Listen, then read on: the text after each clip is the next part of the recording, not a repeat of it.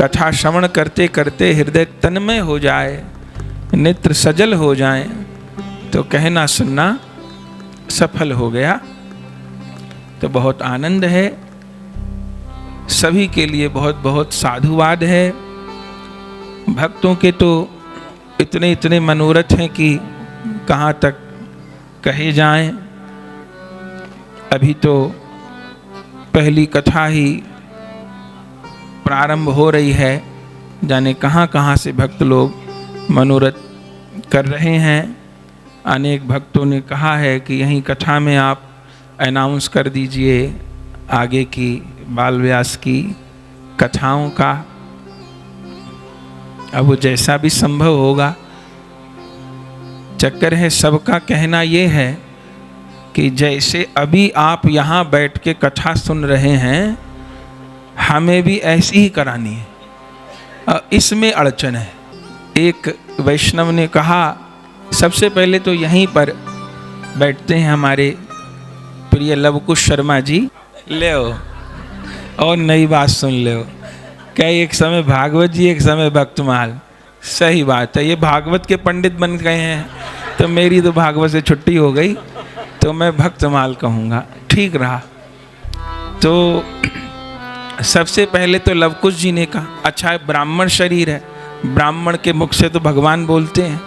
तो सबसे पहले इन्होंने कहा कि महाराज शुकदेव शुक तीर्थ के लिए, शुक ताल के लिए आप समय निश्चित कर दो, यहीं अनाउंस हो जाए। आदेश श्याम गुरुदेव, मैं अपने तरफ से कुछ नहीं, बड़े गुरुदेव की अच्छा से ही सब बोला जा रहा है और मैं अलग अलग अनुभव हो रहा है मुझे। यहाँ मैं बैठता हूँ, मैं पड़ोसी से पूछता हूँ कभी, भाई तुम चंदन लगा के आए हो क्या, तुम चंदन लगा के आए हो क्या भाई, कि नहीं, पता नहीं, मुझे रोज चंदन की खुशबू आती रहती है। क्या डेली का मुझे ऐसा आभास हो रहा है कि बाबा यहीं बैठे, यही है, उन्हीं की कृपा से हम लोग तो। और मुझे लाला में तो कभी कभी रूप ही दिख जाता है उनका, बड़े बाबा का, कि बड़े बाबा इनमें ही समाये हुए हैं। तो सबसे पहले आपने क्या कहा? आपने मैंने ये कहा गुरुदेव कि मैं अनुग्रह और आग्रह करना चाह रहा हूँ कि लाला की कथा मुझे सुखदेव वहाँ चाहिए, सुकृताल में। हाँ। और आप भी होना जरूरी है, पहली कथा में होना, यहाँ से ही नहीं, मैं आगे तक के भी 4 धाम की भी लाला की कथा चलेगी। ले सबसे पहले इन्होंने दूसरे दिन ही कह दिया। अच्छा, हमने तो 5वें दिन अभी तक बोला नहीं किसी को जी। इन्होंने दूसरे दिन ही कह दिया लवकुश शर्मा जी ने कि जो है ऐसे शुक तीर्थ में कथा करानी है, और शर्त ये रख दी कि आप जैसे यहाँ बैठे हो ऐसे ही बैठोगे। मैंने बात भी कर ली वहाँ हनुमान धाम में, ले तो अनाउंस भी आप ही कर। हनुमान धाम में 80 रूम है उसके अंदर, मैंने वो भी बात कर ली। टाइम के लिए निश्चित करना है आपने। या कौन कौन चलेगा सुखताल में, निताई भी आएगी कथा में। हरि बोल। तो सबसे पहले आपके हृदय में ये भाव, और दूसरे दिन हमको बात बोल दी इन्होंने कि शुक ताल के लिए लाला की कथा महाराज जी दीजिए, और शर्त यह है कि आप जैसे यहाँ पे हैं ऐसे ही रहेंगे। हमने कहा कि कथा तो चलो लाला कर देगा, लेकिन हम भी रहें। तो बोले कि एक समय भागवत जी, एक समय भक्तमाल, ये तो अभी इन्होंने बताया, और तारीख भी कर दी बुक, चलो आगे जैसे अनाउंस होगा।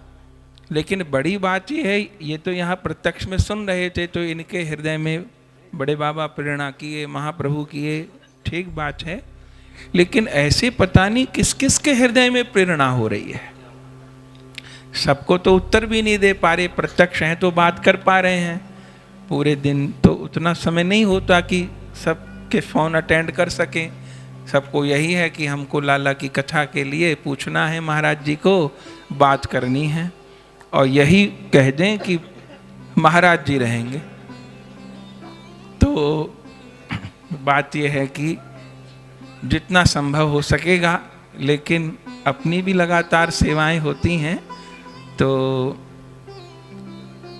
शुकताल की तो चलो पक्की रही, क्योंकि सबसे पहले आप ही के हृदय में भगवान ने प्रेरणा कर दी, उसमें तो रहेंगे ही। एक समय लाला कथा कर लेंगे, एक समय हम सेवा कर लेंगे, पर बाकी जो भाई बहन आग्रह कर रहे हैं तो उसमें ये हो सकता है कि 7 दिन में एक बार पहुंचने की कोशिश करें, पहुंच जाएं, और अगर समय हो तो 2 दिन रह जाएं।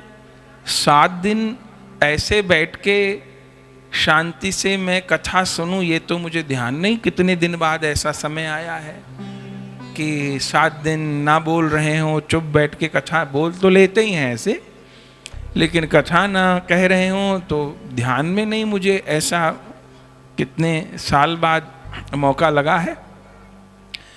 तो ये है, तो प्रयास तो करेंगे। सबका था कि अनाउंस आप कर दीजिए हमारी भी कथा का यहाँ, क्योंकि पूरे भारतवर्ष में ही नगरों में वैष्णव हैं, तो अनाउंस तो हो सकता है, लेकिन ये बहुत प्रबल आग्रह आपका न रहे कि हम भी पूरे समय रहें। प्रयास पूरा करेंगे कि रह पाएँ, जितने दिन भी रह पाएँ। न तो लाला की मैया आ जाएगी, इन्हें तो कोई समस्या ही नहीं है, लाला की मैया आ जाएगी, ये संभव हो सकता है। तो ये है। फिर दूसरी बात एक वैष्णव ने कही कि महाराज 20-25 नाम तो आपके पास आ ही गए लाला की कथा के।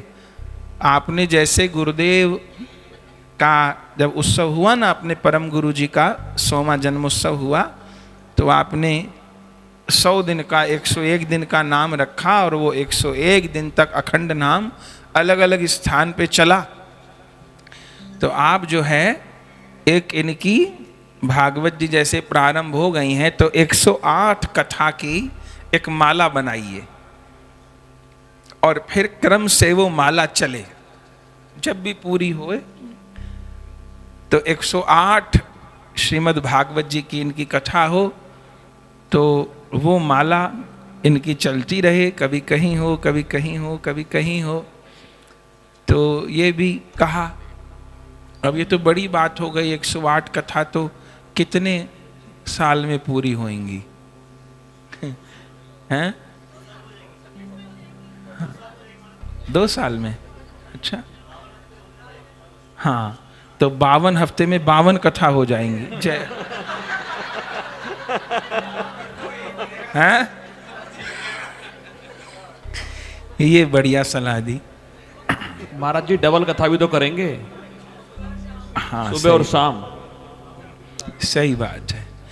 तो खैर जब तक भी पूरी होंगी 2 साल 3 साल, तो इतना बड़ा तो हम लोग संकल्प नहीं करते।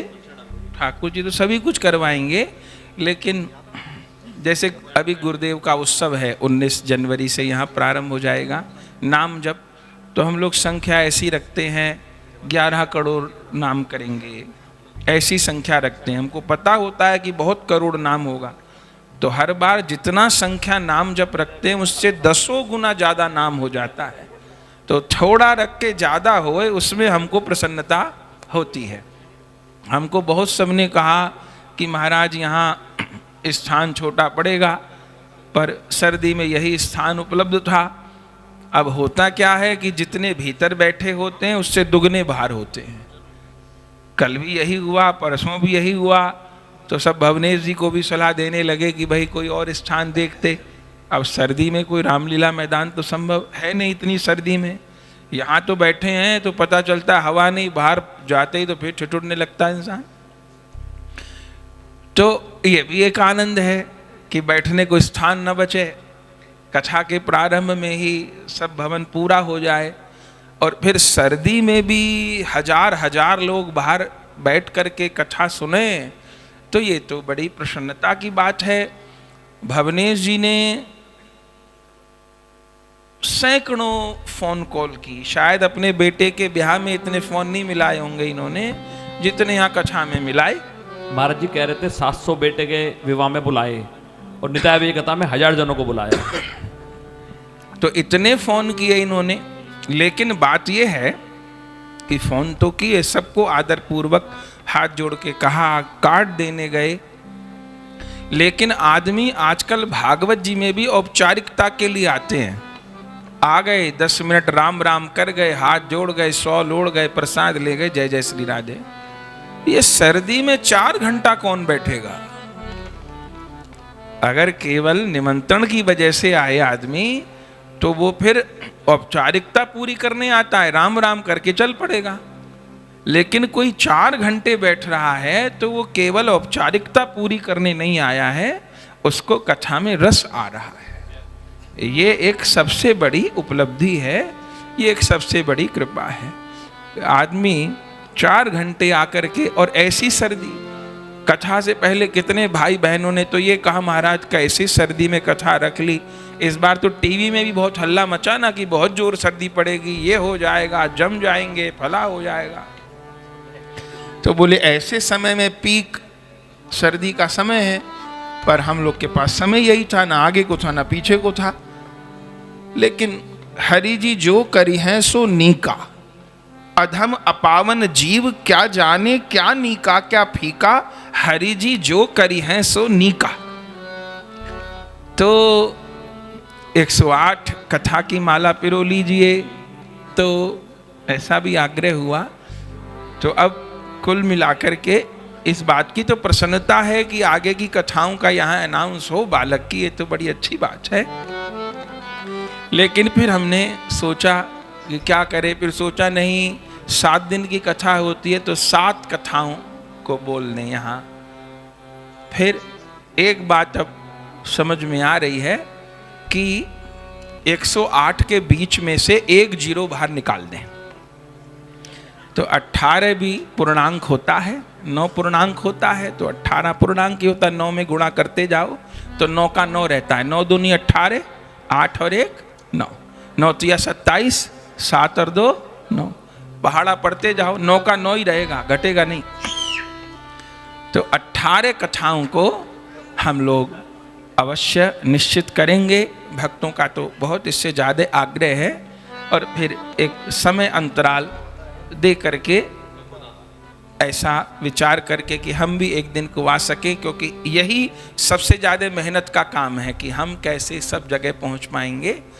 तो इस क्रम में हम लोग फिर 18 कथा निश्चित करेंगे और फिर 18 कथाओं का प्रकाश कर देंगे और फिर वो क्रम से होती रहेंगी। तो ये भी एक बड़ी प्रसन्नता की बात है। और मनोरथ तो जाने कितने कितने हैं भक्तों की, सब भावनाएं तो हम कह भी नहीं सकते, हमारे मुंह से भी बोलना ठीक नहीं है। तो बस ये है कि कृपा है, सब बातों का उत्तर ये है कि कृपा है। आप सब वैष्णव जन हैं, बालक को आशीर्वाद दीजिए और